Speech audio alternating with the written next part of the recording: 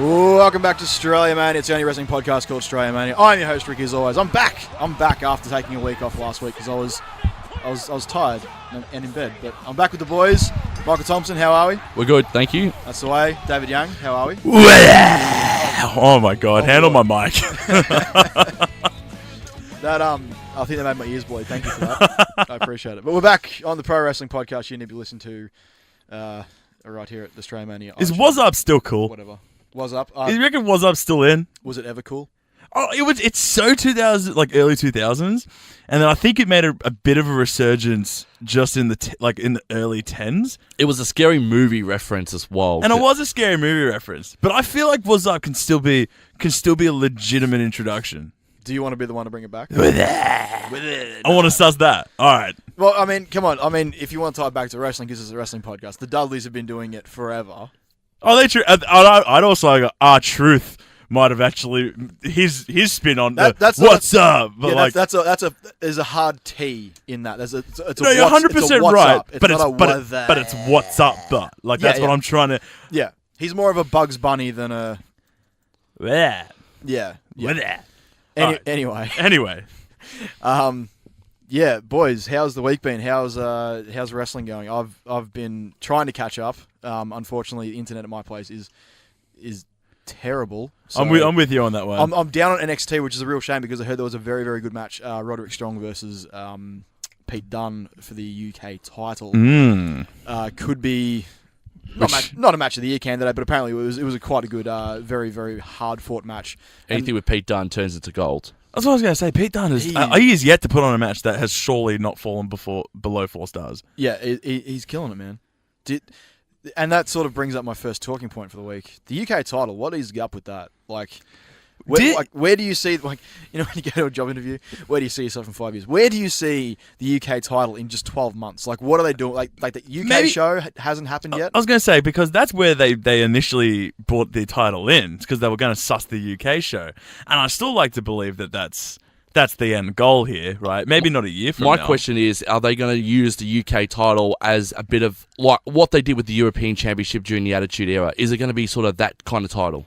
No, I think it's hard because so far the UK Championship has been allowed to be seen on other promotions around the UK, which is fantastic. And I think that's what they need to do with the UK Championship. Just maybe not even have a dedicated show, but just let it be that this is the WWE's championship floating around the United Kingdom, and whenever it's defended on different promotions, WWE representative can come in and help book that, and then if they see talent that is allowed to hold that championship, and then it becomes more like WWE branching out to what the older NWA model was with their belts. And I like to think that's WWE's small way of trying to recapture the redoing the territory scenes across the seas now. Yeah. Right? And I think that'd be the smartest way of handling the UK Championship, and let that circulate and make its way up in prestige, and let it take on the things like the oh my God, I can't even name a UK title off the top of my head. Defiant, I'm thinking. There's IPW. The Progress Evolve, Championship as well. Progress, that's the big one. Progress is the big one. I was going to say Progress is probably the biggest one there. And they've had the title at Progress as well, which is pretty cool. And that's where the boys, especially Pete Dunne and Tyler Bate, and that they wrestle out of. It's so weird with Tyler Bate because he's a heel at Progress and then he's a face over in WWE. He's actually in a faction with Pete Dunne in Progress, which is kind of a weird thing. And I was going to mention at Evolve is where Drew McIntyre and EC3 met Triple H to formalise their WWE contracts to go over to NXT. So Drew was the first one off the ranks, but then EC3 wanted to honour his Impact contract. Yeah, and then when that expired, and when he told that he wanted to go back to WWE and be part of NXT, he had already done that deal with Triple H a couple of months when McIntyre and EC3 were both involved in that Evolve storyline with a couple of WWE wrestlers. I think Gargano was part of that as well, and I think Ciampa as well. Well, it's just the beautiful, because even on the more main card scale, the Hardys, when they first signed their contract, they were allowed to do, was it a once-off appearance with Ring of Honor? They had one more show that already booked. I think the good thing with WWE right now, especially right now, and it is this sort of this transfer into especially bringing in people with their established gimmick and established names, instead of changing them wholesale, is like, okay, you've got dates to fulfill. You've already signed. Okay, cool. You've signed with us. We'll give you the time, go fulfill those dates, and then come into the Performance Center and do whatever you need to do. I think Ricochet was exactly the same. He had, obviously, dates in Japan and all over the world. He had to fulfill, but then once those were done, he came into the Performance Center. The other girl, the one that Johnny Gargano's missus. Candice LeRae. Candice LeRae. Thank you. She was the same. She had an indie show. She actually was photographed at the Performance Center, did her the press stuff, and then went and did work for a promotion called Bar Wrestling with Joey Ryan. Did her final farewell, and then she was at the Performance Center the next week. Just really quickly, I don't know if you guys went to the International Assault that was here last year or earlier. I can't remember how long ago. Joey Ryan came down. Joey Ryan might legitimately have the greatest gimmick in wrestling right now. Oh, for sure. The porn star? Yeah. It's the greatest gimmick in wrestling right now. Burt Reynolds is even jealous of how well Joey Ryan is. The fact that he has the Pina Colada song as his entrance music should just speak wonders to the gimmick that this man has. And the Mighty Penis. The Mighty Penis. Pulls out the damn lollipop from his fucking underwear and he has the greatest gimmick in wrestling. It's something WWE will never touch with a 10-foot pole. No. But you don't want to touch that gimmick. He will do wonders on the indie scene. Oh yeah, and he's one of the guys that just absolutely kills it out there and does all the shows, that works for pretty much every promotion you can think of that isn't WWE. He had his tryout, and I think he sort of and he said this actually during his after the match with Candice LeRae, because they actually fought each other because they were the world's cutest tag team, and they actually worked an angle where they had a match against each other. Yeah. For her final match on the indie scene. And then he had this big speech afterwards, and it was really nice. And he was talking about how he sort of got a bit disenfranchised with wrestling and that after his WWE. He got let go from TNA, then his WWE tryout didn't go the way he wanted to, and then he sort of came up with this idea for this intergender tag team that goes around and fights, dual male opponents. Yeah. And it took off massively, and then obviously the dick flip came into it, and it took off virally because it was just the greatest. He's one of those guys who just has a really good mind for what people will sort of latch onto at a certain time, and he kills it. Can we start a petition to actually just interview Joey Ryan before the end of the year? I think in some kind of way, please. We'll try and organise that. I was actually going to mention as well, there's been a lot of news, and I love my news. I feel like that I'm the resident newsbreaker. That guy Michael. Yeah, I feel like I'm the newsbreaker on this podcast. Because I've always got the... Yeah, you're the man with the laptop. I'm just here for the bands, but you're the guy who's going to hit me with what's happening. So for those who've been living under a rock for the last week or so, there's been a few instances where we've had some good news stories and some bad news stories. I'll go with the bad news story that are the last 24 hours. WWE have officially future endeavoured former Cruiserweight champion Rich Swann on Thursday. He was arrested in December on charges of battery and kidnapping after being accused of trouble with his wife. During an argument that began in their vehicle, those charges have been dropped, but Rich Swann has now been fired from WWE. Rumours continue about potential changes to WWE's pay-per-view structure. They've already going to introduce a number of planned pay-per-views for 2018. Backlash being a particular one in particular where they're going to utilise it as a draft night. That's because I read that as well. The fact that there's not even slightly, hard pushing going back to dual branded pay-per-views.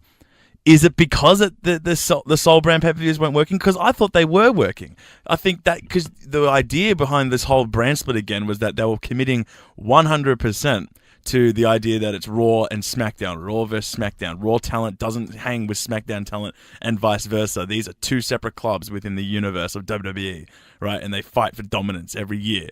Right, and there's nothing wrong, I guess, per se, with having dual branded pay-per-views, but at the end of the day, this is now eventually or inevitably one step closer to them going back to one big umbrella where Raw becomes the show, and then SmackDown's where they just kind of compete the next night, right? Yeah. And you lose that, and then then titles get lost in the shuffle as well, and I get maybe it's something that they could trial, maybe more dual brand pay-per-views, but I think solo pay-per-views is where the money is for having this gimmick in place with the idea of having these as two rival brands. Otherwise, we're just inevitably going to get back to the point where, it's John Cena versus Randy Orton in a ladder match to unify the titles, and then we're just stuck in gimmick limbo. Whoa.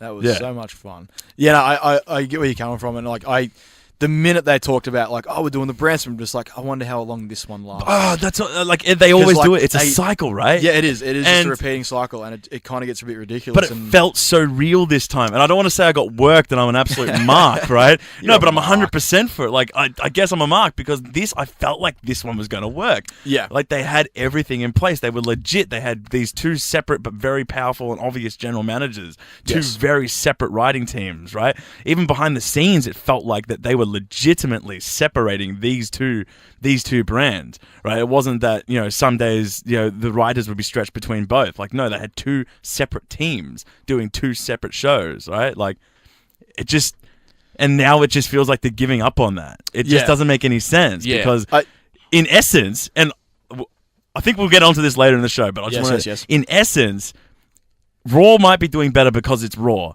but SmackDown has the better framework and infrastructure. It is. And better talent. And better talent. From an in-ring perspective. The only thing wrong with SmackDown and why it's potentially not living up to Raw is, one, its time frame, potentially, the fact that it's 2 hours and you can't do much with the amount of talent there. And two, the writing team just probably absolutely sucks. Right? It's you're not getting good storyline progression. No. But in terms of slotting talent in and out of main event and where everyone sits on the roster, that's the framework. That's a legitimate looking, you can say AJ's the champion, so's Rude, and we can slot Randy Orton, and then it's just like any given day, main eventers can go back down and they're okay with that. And this is where Raw goes wrong. Right, and then you throw the dual brand in there, and then everyone gets lost in the shuffle. And I think that maybe the Raw 3 hours has not worked over the last sort of 5.5 years. I think it sort of has drained a little bit of the fun that Raw used to be doing 2 hours. But I did read up, I remember last month as well, that Raw apparently might go back to 2 hours if it's sold off to either NBC or Fox. Fox was the big one. Only for the one clue in that after Raw, Fox and NBC are going to run their news program, which goes for an hour, which is why they've told WWE, we'll have your product, but on one condition, we got to have it go back to 2 hours. You got to have a 2 hour program for Raw because we got news. I think 10 o'clock is when they do their nightly news, so they want to make sure that the 10 to 11 still sticks with the news for people who want to watch it. You reckon when they introduced the WWE Network, in the back of their minds, they were just being like, the long-term plan for this is to get this network so goddamn legit that we no longer have to go to these corporations to have Raw and SmackDown? Yes. And that it'll eventually be like, you can pay $15 a month now, but you get to watch Raw and SmackDown on the network, and you don't have to go... Well, obviously, there's obviously big contract issues in the sense that they have it on, what is it, USA? The USA Network. The USA Network right now, right? And maybe because it's on USA Network, they're not allowed to put it on to their own network. Yeah, it's usually the network's about 4 weeks behind what is on TV. Yeah. For the Raw recap and the SmackDown ones. Which, a bit sus. But, I feel like, at the end of the day, they're looking at themselves, what's the 5-year plan of the WWE Network? Well, it's got to be to usher out the contracts with networks and just put everything on there and just up the price, which perfectly, you know what? I would actually be 100% behind for. I'd be happy behind it as well. I think 2019 is when the contract that they've got currently is about to expire. Yeah. The issue is, I think it's still the majority of their revenue and income comes from that contract for mainstream television and the networking. Because you get a bunch of ad work and all that kind of stuff. Yeah, and it's the advertisers they sell it to. So, I think their deal with USA in the moment is in the hundreds of millions. Yeah. So you need to replicate that on a digital platform, which I don't see happening anytime in the next 5 to 10 years. So I think this TV deal will extend, whether they get bought by Fox and they move across to Fox or stay with USA. I just don't see them getting hundreds of millions of extra revenue by moving Raw and SmackDown to the network and charging us $5 extra a week. No, I agree, because then at that point you've cut out the ad revenue, and the ad revenue is basically everything for... Well, it's not to say that you can't have in-product ads, like what they do with the branding of the Gatorade on the commentator desk and all that kind of stuff. Yeah, There's still in-brand ads, but in terms of going to ad break every now and then, one, it changes the structure drastically too behind the scenes, which I think would be an easy transition for WWE Creative. To not have to plan matches that go for 40-second ad breaks every now and then. Yeah. But, you lose out on that huge ad revenue. And I think, Vince McMahon being Vince McMahon says to himself, no, I'm out here to make as much cash as I can. Yeah. I like money. I was also going to mention I've got a couple of news items as well. I want to quickly get to as well. For those who want to know, Daniel Bryan's contract with WWE runs out November 1st this year. According to Meltzer, that's coming from Dave Meltzer.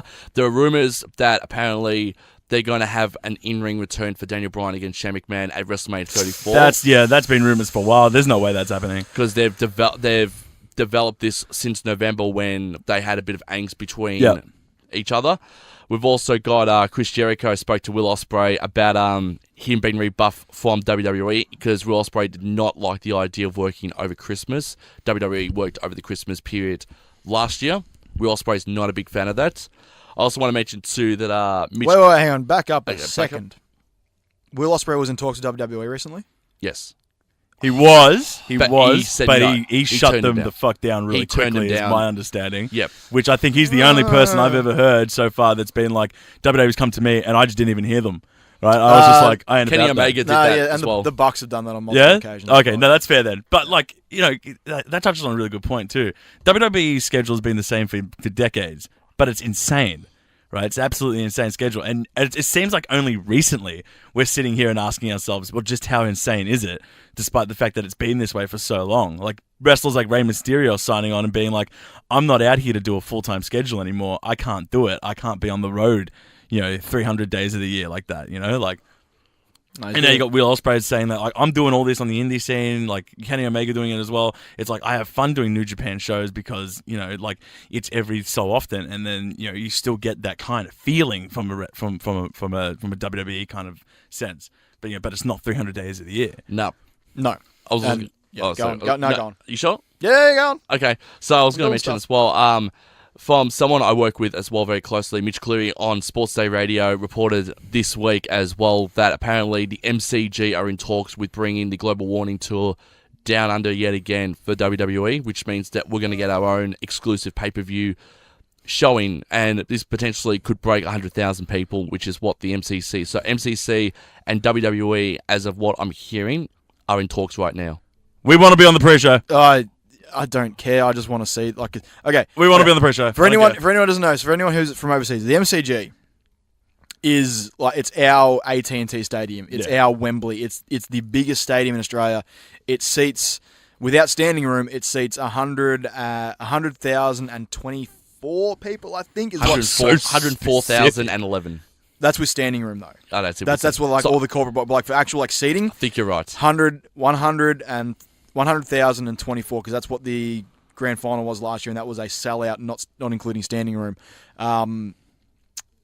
So you take away, say, maybe a sixth of, or maybe a fifth of that for the stage entrance, and put that on the floor. But you add that to the floor, so you're going to break 100,000 if you do a show at the MCG. I saw this got reported on a while ago, and you shared it with me. I'm pretty sure this was like 3 or 4 months ago. There was rumors of this happening. Yeah. If this happens, this would be one of the biggest shows WWE has ever done, aside from the show at AT&T Stadium, which allegedly broke 100,000 people. Wasn't the one they did in England at Wembley the biggest one that they have? 80,000. 80,000 they got it up. 80,000 is pretty big. That's usually that's huge. It's a decent WrestleMania. Yeah. The one at the Pontiac Dome, 93,000. That wasn't 93,000.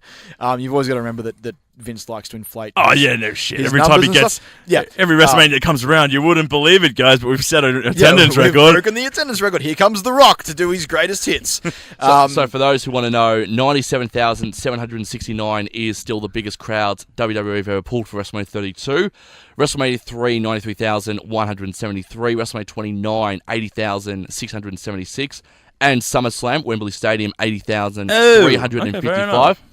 So if they want to legitimately break 100,000, you are sussing MCG on that one. Come to Australia, and get us on the pre-show. I don't care. No. But, do you see the WWE selling out 100,000 seats in Australia? Yes, Do you think so? Do you think so? Because they come to Australia and they sell out every year for the Raw tour in Australia. That's a 15,000 seat stadium.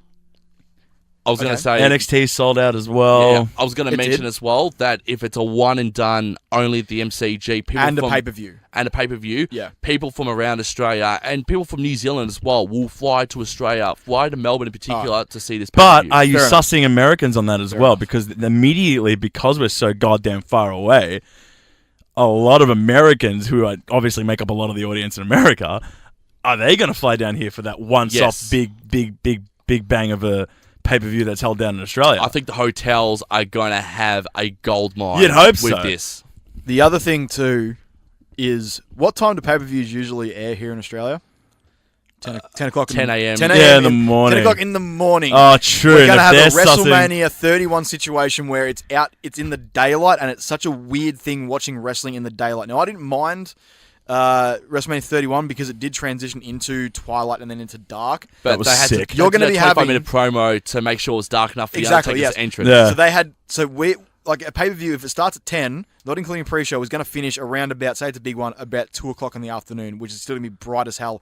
And if you've ever been to the MCG at 2 o'clock in the afternoon, if you're in the Great Southern, the Southern Stand area, that sun is directly in your eyes, and it's a prick to sit there through an entire, like, footy match or cricket game. Are you just assuming that they're going to have to do it in American time? You don't think they're going to come over here and suss, let's have a 7 o'clock? The thing is, it's like, unless Because they've done it with NXT, they've done it with every other pay-per-view. yeah, unless they pre-tape and then air, like they pre-tape it the night before and then air the next day, but then you got the risk of spoilers, and their largest market is still the United States. That's true. That's Yep. who they sell to. Every time they do a Raw overseas or whatever, if they want to do it live, they've got to do it on that weird time. They can't do it in the UK because that's like 2 a.m. That's true. But- Yeah, fair enough. Anywhere else they do it, they have to sort of adjust the time.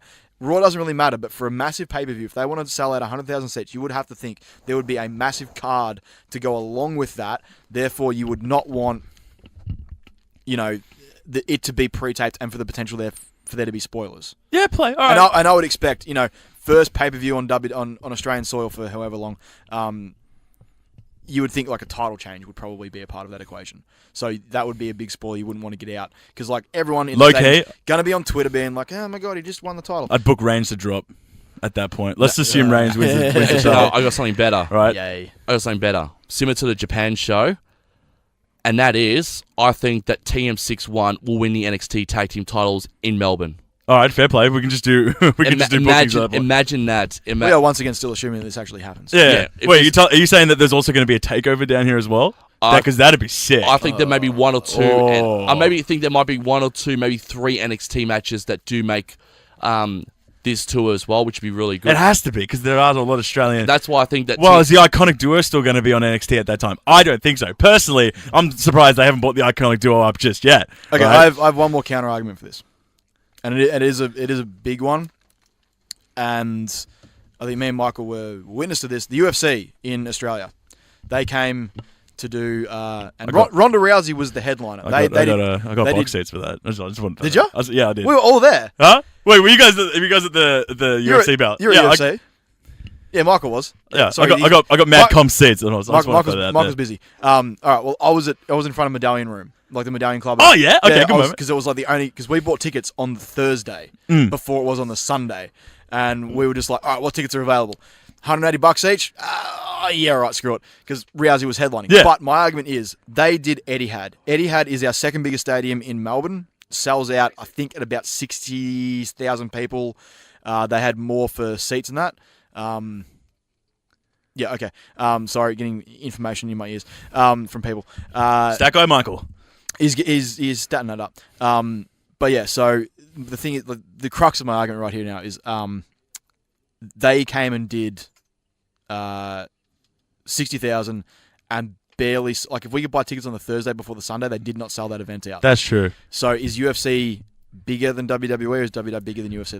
Well, here's another thing you can gauge. Obviously, it's no comparison between Japan and WWE, but the fact that we can still also buy New Japan tickets leading up to coming literally tomorrow, yeah. that's a bit sus.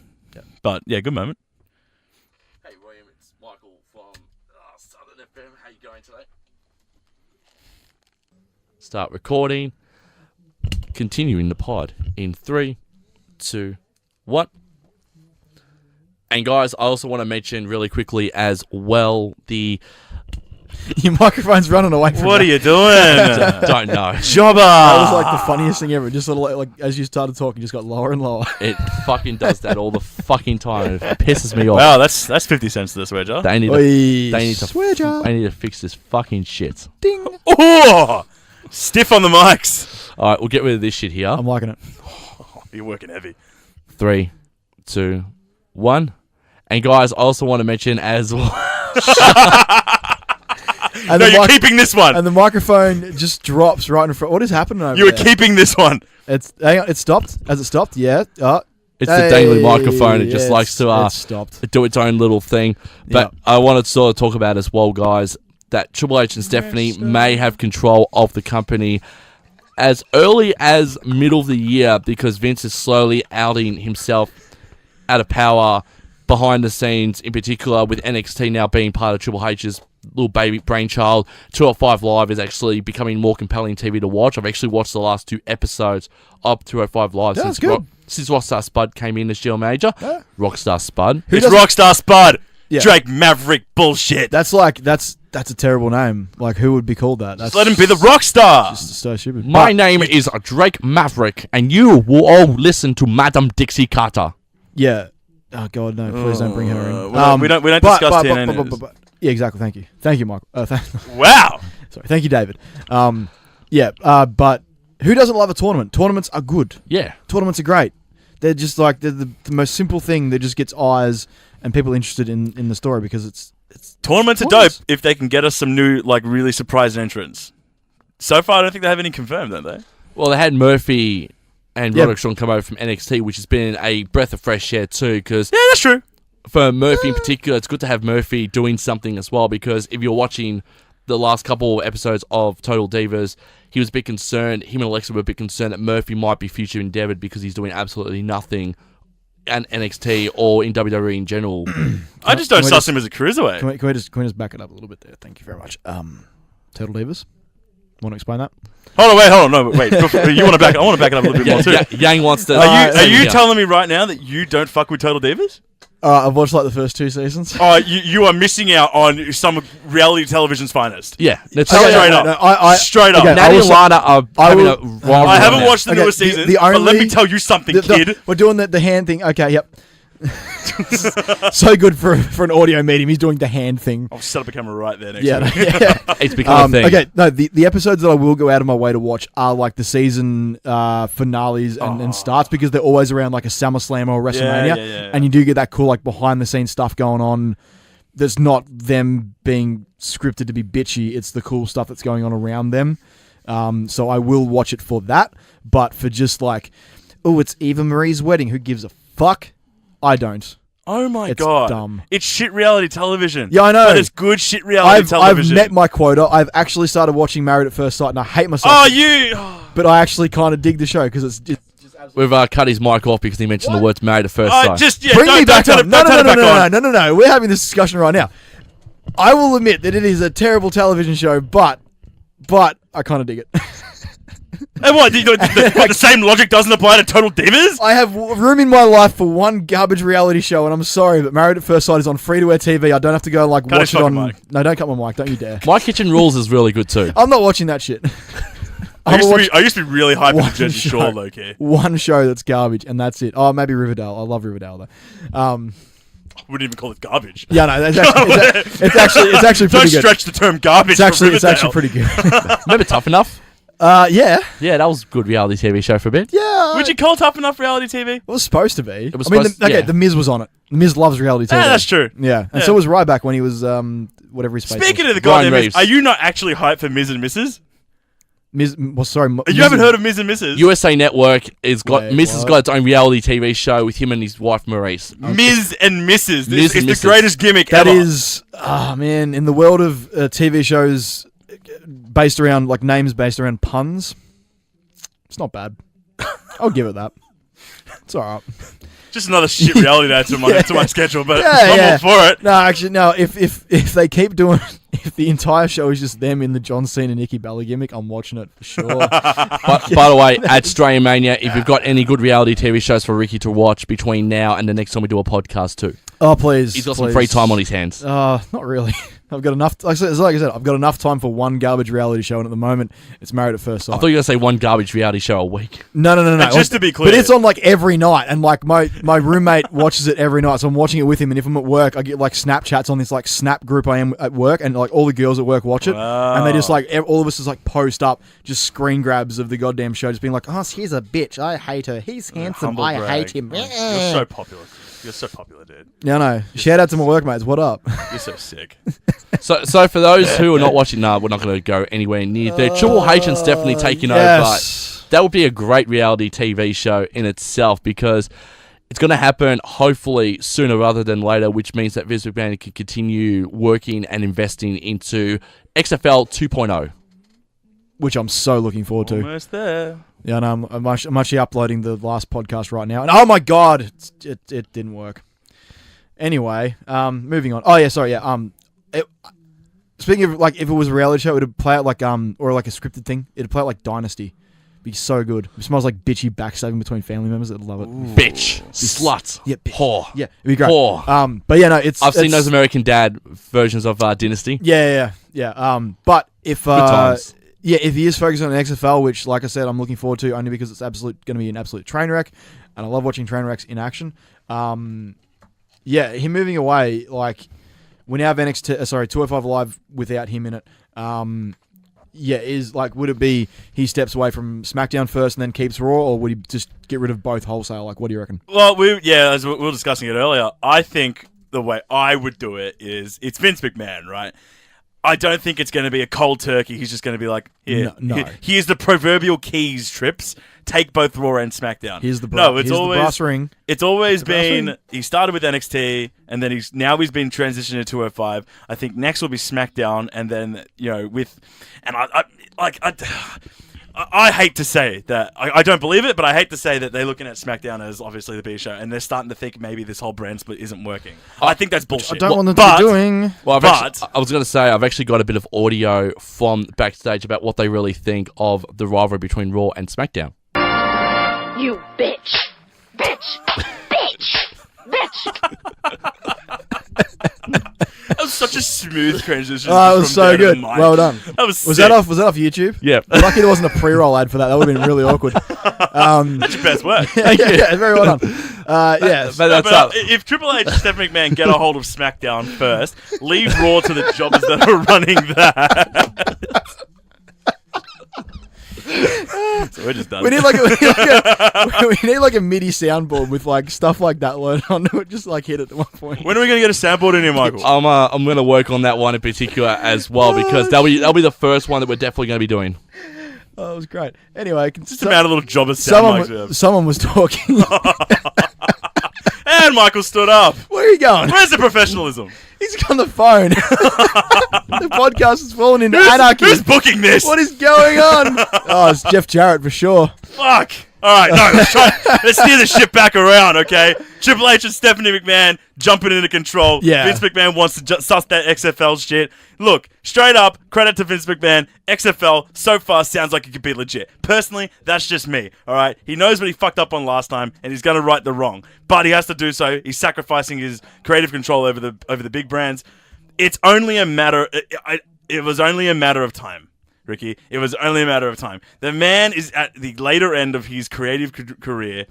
Yes. Honestly, look, credit to Vince McMahon, power to you. You have created one of the biggest brands, not just in wrestling, but in like just brands in general. One of the most notable entertainment. One of the most biggest brands in entertainment ever. Right? You are a mogul. You have done this. Half of this, most of it is because of you. Right? You have turned sports entertainment into what it is, right? Yeah, and 100% credit to the man. Yeah. But at a certain point, everyone gets out of touch, right? Scenes change. Other promotions come in and they start doing things a bit differently, and audiences change too, right? And it's been very, very noticeable since, I'm going to argue, post CM Punk.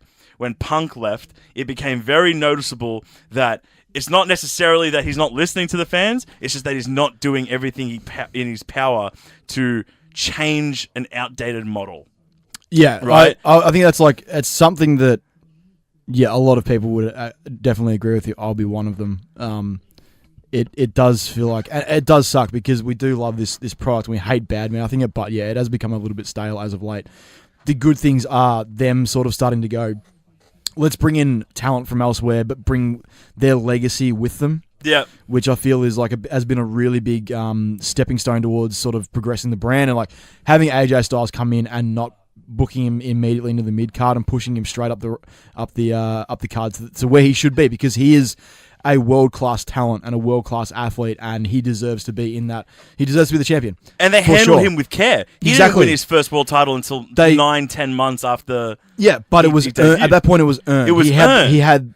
He went through the gauntlet that is John Cena. Hell, I would even argue that he became at that point a WWE recognized talent. You're not looking at you're not looking at him going, "Oh, he's a product from New Japan. Oh, he's a product from TNA." No. It felt like that they had understood that he was a dignified wrestler before coming to WWE. Yeah. But because of the way they booked him and handled him with such care, he transitioned so smoothly out of being the indie guy to being the WWE guy. Right? Yeah. Like, in the same, like not in a similar sense, but Brock Lesnar, you still kind of look at Brock Lesnar and going, you look at him and you go, he's an independent contractor to a certain degree. Yeah. He's not necessarily a WWE guy. Fuck, like, it's all bloody Paul Heyman says, but yeah, you know. Yeah, but that's what I'm saying. Like, you look at that's part of his character. You look at their opposite over in Raw, and he doesn't feel like a homegrown WWE guy. Obviously, you watch him because he's Brock fucking Lesnar. Yeah. Right? And the man will put on a match every single time because of just who he is and what he's done. But it needs to it has to be at a point where it's like, you look at him and you go, this is a WWE guy. Right? This isn't someone that we're just going to be out here talking about his UFC accomplishments every second day and like kind of waiting for it to run out. No, this is a guy that you've got to groom and polish to be. This is the WWE guy. Yeah. Right? And I feel like that's where they're trying to go with Reigns, and that would be what Post-Mania is, where it's no longer the Raw is strongholded by the independent Brock Lesnar, and now the WWE guy is there. But yeah, just going back to what you said with AJ and how they bring in other talent, they handled him with such care. Yeah. Right? It's not like Shinsuke to a certain They degree. stumbled initially, but they've righted the path a little bit now. Like, he won the Rumble, that was good. He's obviously going to go and fight. We're assuming AJ. Can we just talk about? We're going to get to SmackDown in a sec. That whatever the fuck that happened, what that was. But yeah, obviously he's probably going to go and fight AJ at Mania, and that's going to be his his coming out party. I guess was the Rumble to show people that they're obviously invested in him. Yeah. Is there going And to be that feels very much like a Triple H call. Yeah. Triple H went to Vince. 100%. Yeah. We need to have him win the Rumble to give him his credibility back, because he is like... Because he did do the job to Jinder. I honestly think he Twice. should have had a slight run with the belt post SummerSlam. No. This is if he's going to win the belt, he has to do it. At I agree, but I think I was going to mention too as well. Plus, I think Triple H has looked at what Vince has done with big Japanese stars in the past. Your Kenzo Suzuki, who lasted a year on the roster, even though he was a big draw card in Japan. We all remember how he went. And also Hideo Itami, where he went absolutely nowhere. I know injuries were a big factor in it. Yeah. But if you look at and where then he should have broke been. Kendrick's face. Yeah. Well, low-key, a lot of the Japanese talent from the past hasn't necessarily worked out. Like, Yokozuna's probably their best, if you had to think about that. He's Hawaiian, by the way. Oh, was he? He wasn't Japanese, but he was booked as a... Yeah. He was Samoan. He was part of the... Anoia fan. I know he was, but was he not? Was he not low key booked as a Jap? He was. Yeah, Well, that's what I'm saying, right? No, but that's Wow. Okay. No. And drank and ate like I As think a Japanese character. okay. and ate like 50 McDonald's burgers. And you're every Asian. day. I'm allowed to You're say right. it. All right. Fine. From one Asian to another, he was booked as a Japanese guy. All right. He can be Hawaiian all he wants. Jimmy Wang Yang was a fucking cowboy. All right. Shit doesn't make sense in the WWE universe. Let it fucking slide, all I right? love Forgotten wrestling. about Jimmy Wang Yang.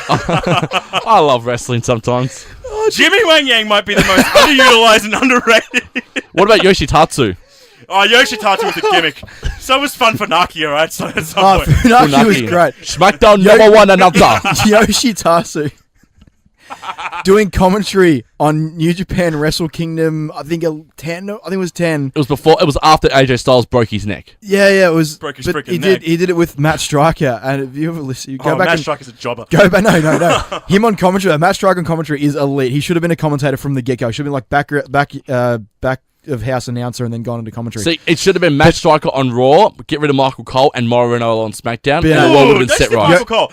All credit to Michael Cole. The man has actually become a very good face of WWE commentary Yeah. over the last few years. But he got his ass kicked by Braun Strowman, which is the best thing ever. But good He literally but got power to thrown. the man. Like He got thrown. the man takes a bump every year. Beautiful. I don't know if you guys have mentioned this already as well. Braun Strowman's segment. Ah. We'll touch it. We'll touch it on Raw and Yeah. SmackDown. And then personally, I would like to get into my rant. Oh, yeah. Alright. We'll get to that. But, yeah, just going back, Yoshitatsu was on commentary for Wrestle Kingdom, I can't remember which, it was like 10 or 11, with Matt Striker and I think Kevin Kelly.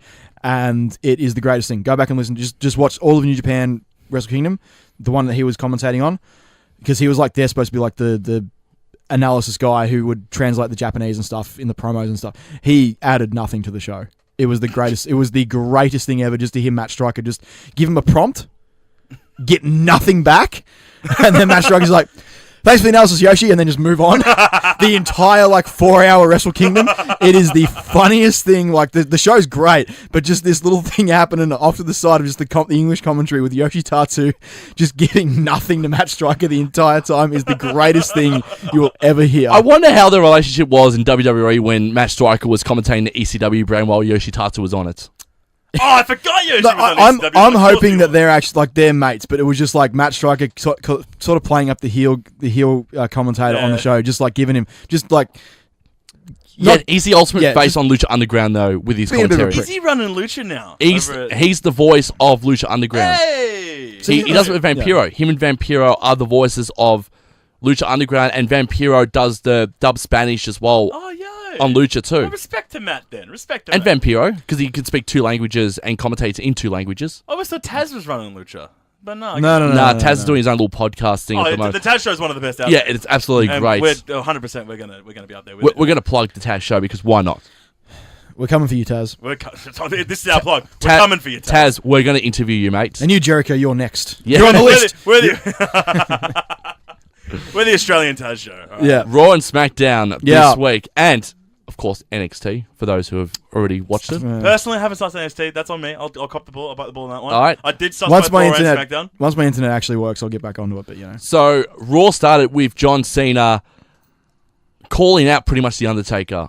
Yeah, it was sneaky. It was sneaky. It's a hit. Yeah, I don't even think it was sneaky. I think it was obvious. Well, I mean... I think it was so obvious. Okay, they thought it was sneaky.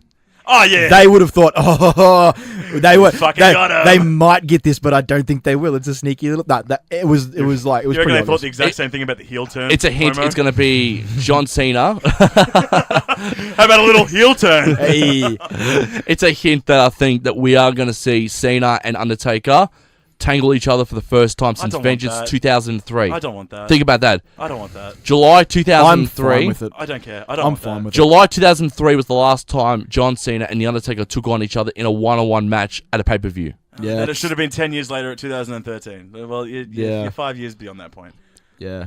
Look, we'll see how it goes. Look, okay, at the end of the day, all right, full objectivity, obviously I want to watch that fucking match. But yes, do I really want to sit there and watch a man who once was pegged as the, I'm going to say once was pegged as the greatest, performer of all time, and then just had his legacy kind of ran through the dirt? Yeah. To 2 losses at WrestleMania. 1 is fine, but a second, and now it's going Roman Reigns? And now, low-key, it's undoubtedly going to be a third?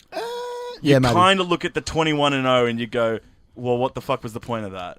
Yeah, right? Like personally for me, obviously I'm very wrong. Who did he put over? Brock Lesnar and Roman Reigns. Yeah. They fucking yeah, needed exactly, it. right? And then now it has to be... Should have been Punk. Should have been Punk. Yep. Should have been Punk. Should have been anyone. Should have been Randy Orton the first time, right? No. Hell, I would have even liked him to drop it to Triple H. I'll be honest. I'm going to go into bat for Randy Orton and Mark Henry. I'm not going to bat for Randy Orton. And Kurt Angle.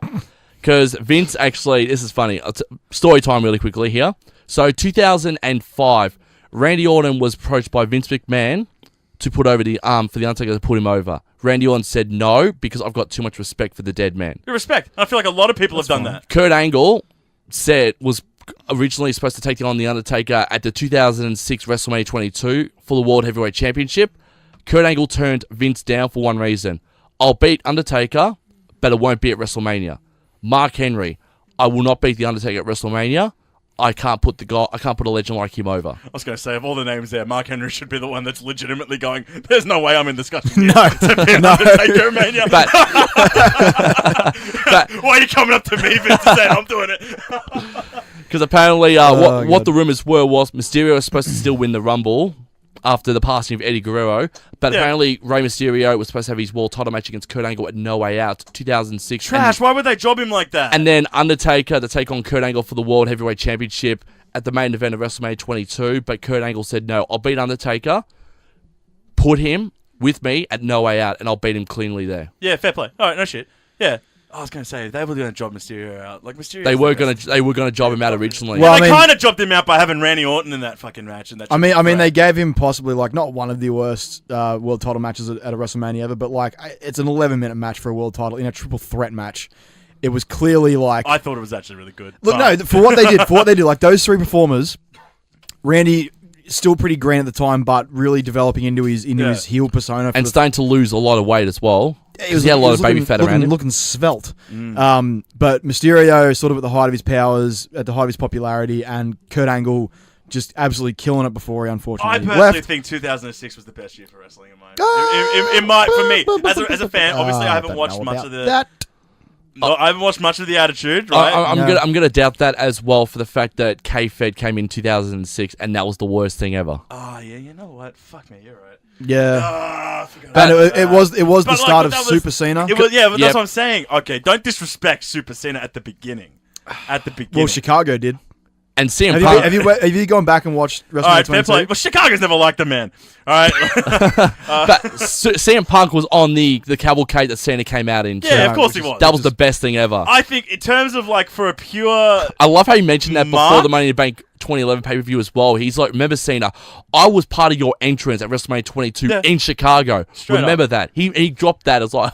I had to double check and watch that. I'm like, oh, that's CM Punk. I watched that 2011 pipe bomb at least once a month. Yeah, well, that's why I'm saying. Like, I don't think like 2000. Like, if you're talking, you know what? I take it back. 2011 then. 2012, because he had the belt the entire year. That's true, but I'm not going to say that was one of the best reigns. I think he defended it 4 times against Ryback, which was absolute trash. But he also I'm dumb as fuck. I'm just dumb as fuck. Get him to block us on Twitter as well. Yeah, he's gonna block. I don't care. Fuck Ryback. Hey, Ryback. Do you want to join Otonga in blocking us? Go ahead. Please. We're not out here to make fucking friends. By the way, Goldberg's better. Yeah. Gilberg's better. Okay. If you want to get pushing Ryberg, I'm pushing Gilberg. Okay, modern era. So let's say 2006 till now. Right, last 12 years. Best year. 11. I take it back. It's not 6. Yeah, it's definitely not 6. It's 11. Okay, you know, I agree with you with 12, but I want to say 11. And personally, I just literally want to say it for the sole fact that CM Punk was on the up, and then at towards the end of 2011, obviously they threw the title around, which they shouldn't have, right? They should not have done that. They threw the title around a bit with Alberto Del Rio, but I think we did get the come-ups with Zack Ryder as well. And I think that moment... Which year was it? That's end of 2011. Okay, when him, Bryan, and Ryder were in that ring after TLC, okay, that was yeah. And then you just, for me, like, whatever, I can't remember anything before the pipe bomb. I do remember some things, but he was the head of the new Nexus. He was there with the Nexus. And the Straight Society. Terrible angle. But then there was the whole... It doesn't matter what that... For me, Straight Society was good, like, immediately before the pipe I know we're bomb. meant to analyze what the whole 2011 was, but that whole stretch where Punk was working an angle with Triple H, the whole Raw shutdown gimmick... The Raw shutdown was amazing. Raw shutdown was one of the best Raws actually I've ever really Daniel good. Bryan losing in 18 seconds. Yep. Like just that whole period there where you had just raw CM Punk, and I just like to believe they gave him complete creative control at some points, and he said that he just ran the show, and then he had his ultimate come-ups when he beat Alberto Del Rio, the absolute jobber. What a good Survivor Series match that was. All right. No, it was. I thought it was at TLC. I might be wrong. It was Survivor Series, won the belt. Against Alberto? Yeah. And then what? In a Everyone... Oh, it was 2. It was 2. And it was a triple threat He match. retained at TLC. Yeah, that's true. Because it was a triple threat match. And then the night after you had Bryan, Zack Ryder, and because it was also the height of the Ryder Revolution. 2011 was the best one. Yeah. I agree 2011 was good. I'm going to say 2009 was also a very good year for wrestling too, for a couple of reasons. Was that the year that Triple H defended the title 3 times in one pay-per-view? No, that was 2007. Oh, was it? I thought it was 2009. No, 2009. 2009 was height of Legacy, wasn't it? Yeah, 2009 was the height of Legacy. Rhodes and DiBiase were becoming a mainstay on the roster, which was good. Randy Orton and Triple H's rivalry up until the match at WrestleMania 25 was the best damn thing I'd seen my entire life. The last time Randy Orton was any good. It was so personal that they actually got Randy Orton's permission to go into his house and just fucking destroy it. Yeah. By Triple H going into his house. Randy Orton gets a lot of leeway, man. Smashing the walls, basically destroying the house and throwing him out that window was the best thing ever. Also, another good thing about 2009... And then Triple H won at WrestleMania. Yeah, shouldn't have happened like that. Stupid. Yeah, fair enough. Another good thing about 2009, I was going to say... Yeah, go. Is the CM Punk Jeff Hardy rivalry. Oh, I forgot about that. That was a really good rivalry. I'll give you that. That was the height of Jeff Hardy. Wait, no, 2008 was the height of Jeff Hardy. No, or was it 2009? 2009, because he... Did he beat Triple H and Edge for the WWE title in 2009? Again, 2008. He then lost it at Royal Rumble 2009. Jeff Hardy got disrespected. Matt Hardy turned on his brother. They had a great. That shouldn't have happened. They had a great feud up until WrestleMania was a good match. Extreme Rules is even better. Putting those two one They on one. disrespected Jeff Hardy, man. They disrespected Jeff Hardy hard, bro. But I'm not about that. But you know the best thing, though. I even think that's more disrespect than giving Ray the belt for a night and then taking it back. Do you know what the best thing, though, about the Hardy feud was? Because Jeff's house burned down. They used that as an angle. Yeah, they did. They said that Matt was responsible for burning down Jeff's house with his dog inside, killing a dog. And like, that made it personal. Matt's just not afraid to fuck with real life, bro. No, he's like, you're sick, you're deranged, you're twisted, and so am I. That was a great quote from Jeff I Hardy. still can't believe they worked in the legitimate shoot breakup between him and Lito and The birth- with Edge. That was great. Yeah, that was absolutely The birth of you the Vince behind that. The birth of the Straight Edge Society was in 2009 as well. Okay, as well as the reformation of D-Generation X and the formation of two formations of the greatest tag teams in history, and that was Jerry Show Oh, you're an idiot. and Miz Show. Oh, you're an idiot. Sorry, show Miz. Turn his fucking mic off. No, 2009 just Jerry lost. Show might be the worst thing that ever happened. Jerry Show was the best thing ever, and Show Miz. I was listening to Jericho's podcast and he was talking about Jerry Show, and him and Big Show were back of backstage, and they're about to do a promo as Jerry Show, and they've been lumped with this name. They hated the name, and they were like, they agreed together. It's like, we can do a promo, but we never ever say the name Jerry Show. They can say it as much as they like, but we never ever say the name Jerry Show for the entire time we're together, and they never did. They never said the word Jerry Show. It was only the court announcers just and announcers. the ring announcers. Yeah, they called him Jerry I'll Show. give them one good they spot. hated it. What was it? The ladder match against DX? Yep. Yeah, and That then was amazing. Jericho was on top of Big Show's shoulder to get the belt. That's literally the height of whatever Jericho Show was. And They were also, goddamn trash. the one best thing from ECW in 2009 was the ladder match between Christian and Shelton Benjamin for the title at TLC 2009. Did Shelton Benjamin go over? No, Am I retarded? Christian went Shelton over there. Benjamin's never held a world title in the No, company. Christian went over there, but it was a fantastic ladder match between him and Shelton Benjamin in 2009. Wait, hold on. Okay. And it was also the birth of Sheamus too, because Sheamus that's true. won the WWE Championship Yeah. 6 weeks since debuting on ECW. Yeah, that's true. I do remember that. Yeah, I personally think that's one of the best decisions they made. I think doing that to Sheamus I think that was legit. And Jesse the Body Ventura getting into John Cena's face saying, "You're Vince McMahon's puppet," when he was the guest host of Raw, or guest general manager of Raw, when he That's why helped he Sheamus. loses guest general manager's worst period of Raw ever. Terrible. Bob Barker, the only Jeremy The Piven, only good... No, Jeremy Piven can fuck off. Shaquille O'Neal, No, terrible. The only good Jesse person... the Body Ventura. Nah, okay, when they're people that actually were either part of wrestling or respected wrestling, yes, it was fine, and Bob Barker's just fantastic at being a Bob host. Barker and Jericho. That was good. That was great, but yeah, that whole stretch there was they had the guest general managers that led into the fake general manager. Yeah. Terrible. Terrible. And for Hey, that the alone, podcast 2009 worked. sucks. Yes. And for that alone. Yeah. Okay. I will say 2012 just because Punk had the belt the entire year. That's all. Oh, I no, need. hey, That's all I and I need. respect that. That's all I he's need. definitely one of the best WWE champions of our time. Yes. Obviously. Longest reigning. But, Modern champion. But I think the only reason why 2012 doesn't get the nod for 2011 is just because, not because Cena, He was injured for a bit. he had the run from start to finish, but he had shit opponents. He did. Jericho was probably the only one that was up there with him. Well, I mean, and I that- don't count The Rock because he did drop at The Rock. What about Daniel Rebellion. Bryan and Kane? That He triple dropped it threat to Rock in match. 2013. Yeah, Thank you but he very much. started the angle at the end of 12, didn't he?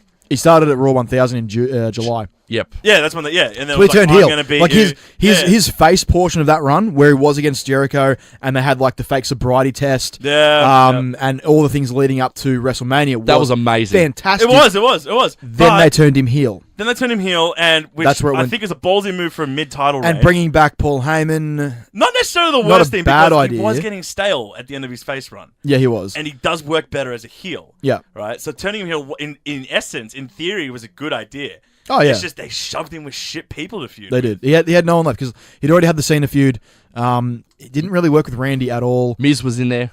Yeah, Miz. But 12 back was then, just not a best time for talent, actually. Yeah, no, you're right. Yeah, it just wasn't I because you just, had I a just, lot of lower I just talent. look back with It was rose-colored glasses. 93, 94, 95-esque. That period, 2012. Yeah, you had Yeah. the 2-3 guys at the top, and then just a big gap, and then mid card, lower mid card, and that was it. Yeah. R-Truth But- was talking to an invisible person. It's just unfortunate. Oh, that was the best thing ever. Little Jimmy was the greatest thing ever. Saying greatest thing ever is a bit of hyperbole. Come on, I mean, back it up a bit. Little Jimmy. It's in essence the problem of WWE, which we're still even seeing today, is the idea that they're not afraid. They're too afraid to bring that mid card talent and let them have that main event shine for a bit. Oh, well, can I just take us back to a little bit in the podcast? We were talking about like Raw possibly moving back to 2 hours. Yeah, there are so many talent. There's so much talent. There's so much talent. Like so many like literal like actual people. Yeah. On the card these days compared to what like the 90s. Yeah. In the 90s, you had Stone Cold, The Rock, Mankind, Jericho for a bit, Triple H, and the rest of DX, and then there was a big drop off. Yeah. To everybody else. Yeah. But there wasn't that many in the lower mid card, so they could occupy the stuff like the IC title and the European title and the not the cruiserweight title, the IC title and the European title could occupy that scene. Plus, you had your tag teams, but you managed to get the main event always interweaved. Oh, and Undertaker, sorry, Taker as well. But the main event always managed to interweave all of these elements together pretty well because you had stuff like the corporate ministry, which brought in a big group of people. So the corporate ministry would be up against Stone Cold, and then Stone Cold would for some reason align with DX, or he would team up with Mankind, and you'd have stories where you'd have all the big main event players. And so what they're trying to do with SmackDown right now, and it's not really working that well, but you have all the main event players weaving this story through matches and segments that run the course of the night, and then the filler matches you have are, we're setting up for the IC title, we're setting up for the tag team title, we're setting up for the European title, we're setting up for the women's title, but you manage to craft that story throughout the show, a 2 hour show, and get in a Rock segment or match, Stone Cold segment or match, Triple H segment or match, and a Vince McMahon segment, and still fit that into 2 hours. Yeah. And you can have a 3 hour show now that, like a majority of it is trash that you could throw away, but what happens when those people just can't get on TV because there's too many people literally on the roster? What happens if it goes back to 2 hours? I agree with you, and 100% we're at an era now where it's like you say it's 3 hours because it's too long and it's not enough shit to do, right? But that's in essence completely wrong because they have so much goddamn talent there. They just don't have, I think, the confidence in their own talent, right? We as wrestling marks know that these people can put on good matches, and they have done so in the past.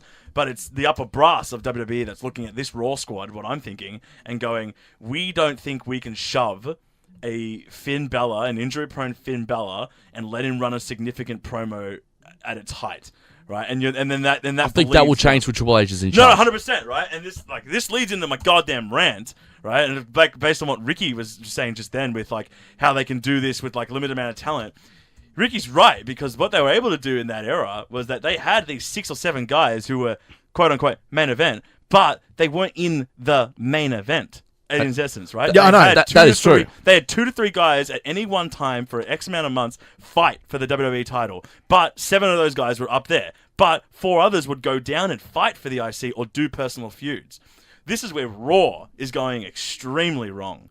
Extremely wrong. And it's a product of what they've just done on Raw this week with the 7-man chamber.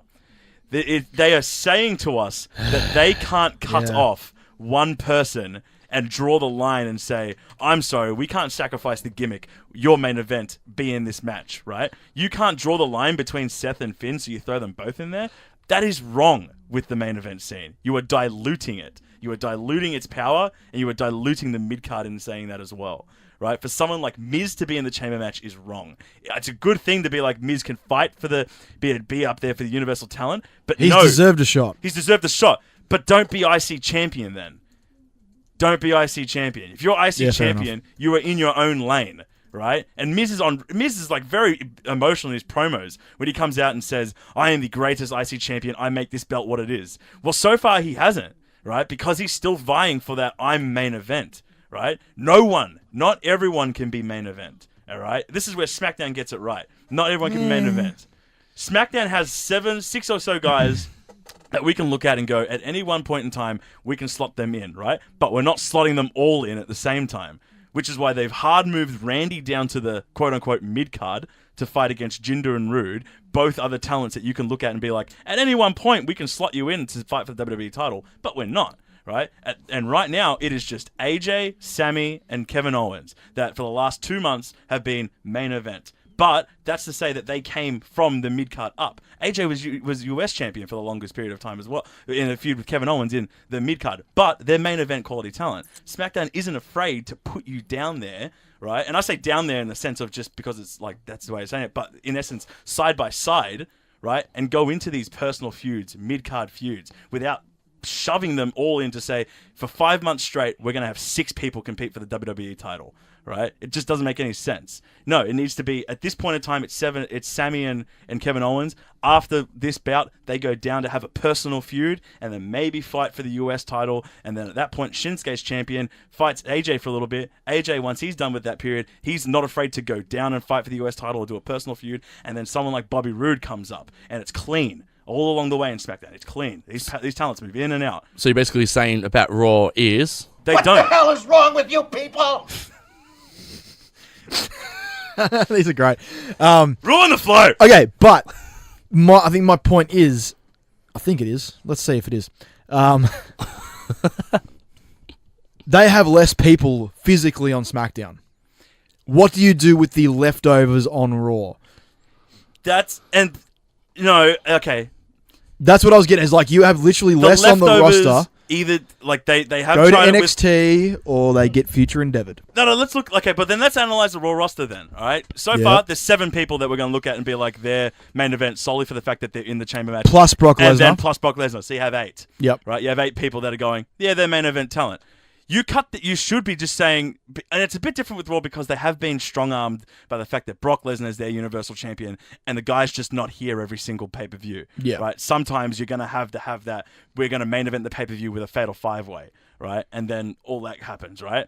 But when the title changes hands, and when let's just say it goes to someone like Roman Reigns, their method should change in the sense that You would hope so. it shouldn't be Roman Reigns versus Finn Balor, Seth Rollins, Braun Strowman, Miz, all that at all the time. It should be a solo angle where someone like Braun Strowman comes up and you get a feud with Braun Strowman. Seth and Finn either go into another feud or Seth and Finn go into a pursuit with the US with the IC belt, or you get more people to go populate the tag team division.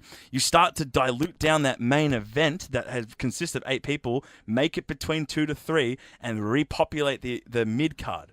Right, with personal feuds or factions vying for that IC belt, or something like that. No, that's pretty like not typical booking, but it's very like standard booking. It's standard booking, but they don't. It's booking. I'd say it's booking done right because in essence it's such a framework, but no one they don't do it on Raw. That's kind of the thing that like I think New Japan do so goddamn well.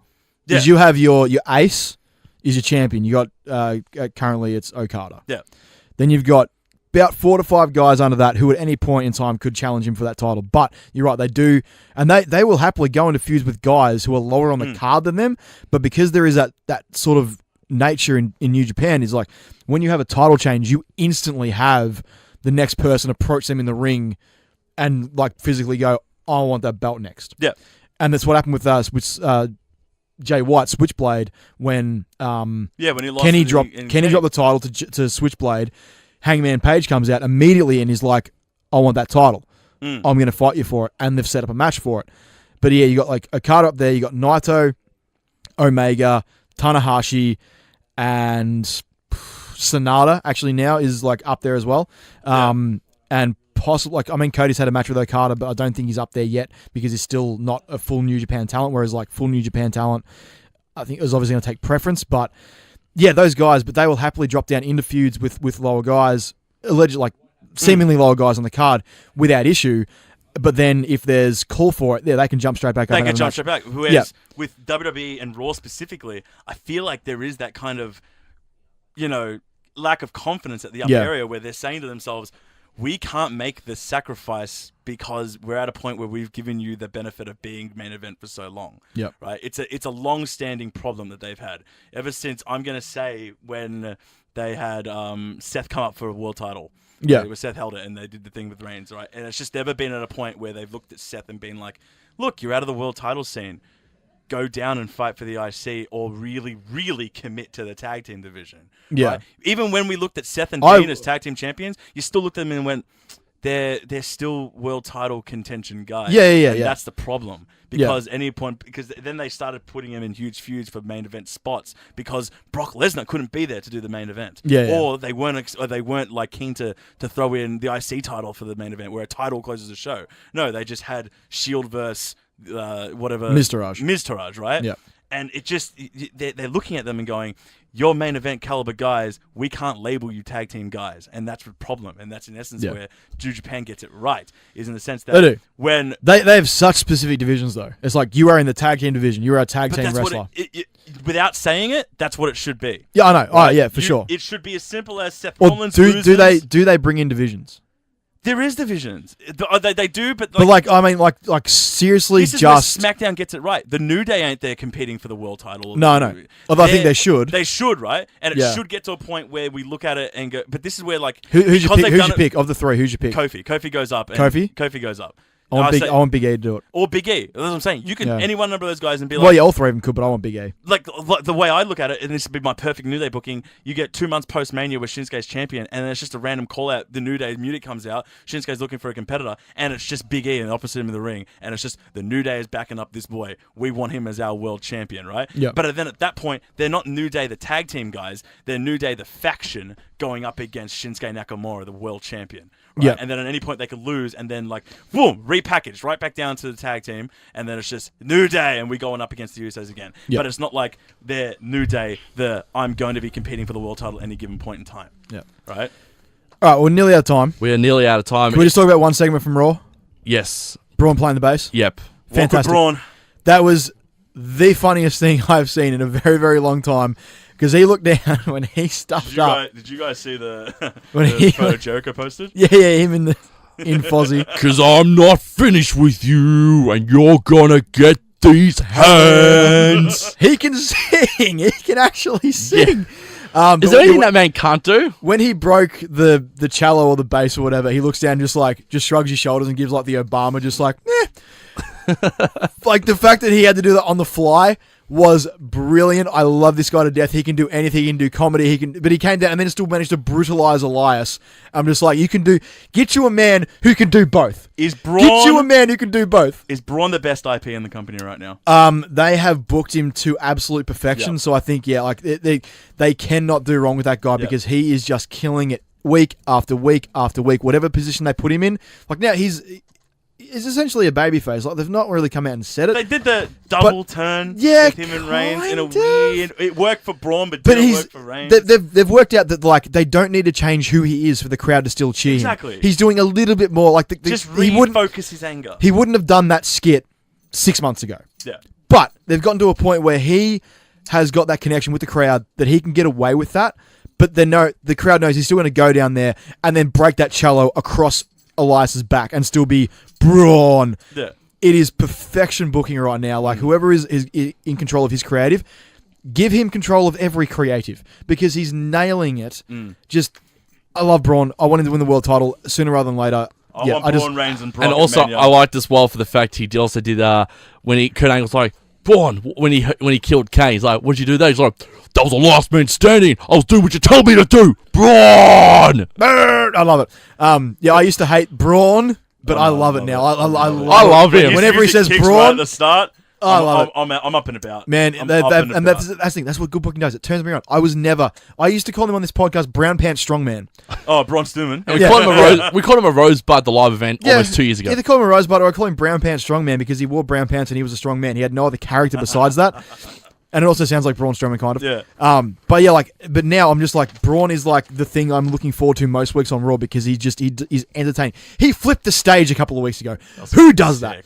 But yeah, I think we're out of time. We're out of time. All right. You can follow us on all socials at Strayamania, at STRAYAMANIA. This has gone for over an hour, by the way. Awesome. Good. This is what it should be. We're back to killing it. Yeah. Instagram, Twitter. Oh, I made a Facebook last week. We have Facebook. Finally. Well, thanks for telling us. Yeah, I haven't finished it yet because I've got like a cover photo and that. Are we getting new art? Yeah. But yeah, we want to get new art. We're getting new art. Stay tuned. So I have the Facebook page. I will. So that's what you were doing on your public transport trips. Yeah, I've been bored, man. My car doesn't work, so I'm going to take public. It took me an hour and a half to get to work last night. How long did it take you to get here? Like 40 minutes. It's That's usually all like a right. 20-minute drive. Anyway, so the Facebook page, I'll spruik it more next week when I have like cover art done for it, and I've finished it, but I've created the page and it's ready to go. So I'm gonna obviously invite you two boys to it, and then we can start spreading the news. Twitter, Instagram, YouTube as well. Start spreading the news. YouTube, yeah, we might start doing videos there soon. I'm gonna start to like work out what to do with the YouTube channel because we were just posting the podcasts there, but I want to do some more stuff with that. So stay tuned. Go to YouTube at just Australian search it up. You'll find it. Subscribe.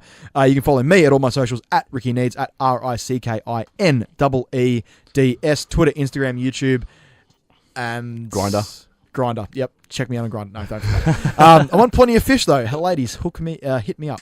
Hi. Tomo Media, THOMMOMEDIA on Facebook, Twitter, and Instagram. And also make sure you listen to Mike, Yoz, and Nath every Friday afternoon, 12 to 2 p.m. on 8.3 Southern FM Sounds of the Bayside. Oh, cheeky plug. And guys, just search David Yang. You know, I'm out there. Yang, yang, yang. I'm straight up with it, boys. Like, you search me, I'll come up. Get on his Snapchat. His Snapchat's quality. Thank It you. is Oh my god, no one's actually ever said that. It is and It's quality. Sick. you, Thank okay, you. you did Snapchat of the Year awards for like your newsfeed, and it was I participated. I gave you my votes. Thank you. It was amazing. The Snappy Awards are fucking legit. Have you started saving Snapchats from this year already? Yes, I have. Okay, good lad, because it's coming back. I love it. Okay, so follow your Snap. What is your Snapchat? Yang. Oh, hold on. David Yang 24. David Yang 24? David Yang. I'm just plugging Snapchat. David Yang 24 Straight up. is one of Seriously? the Follow it. best Snapchats going around. I love it. Thank you. If you want to see this man cleaning his house in a Finn Balor mask and a replica Universal title belt, that's the Snapchat to follow. And also, if you want to you. see him on the roads too, singing Aqua and all that jazz as well, it's the best thing ever. Allegedly. I'm not driving. All right, we're out of time. All right, Catch you next week. see you all next week. Ladders. That's a bit show, yeah? Whoa! That was a fucking good show.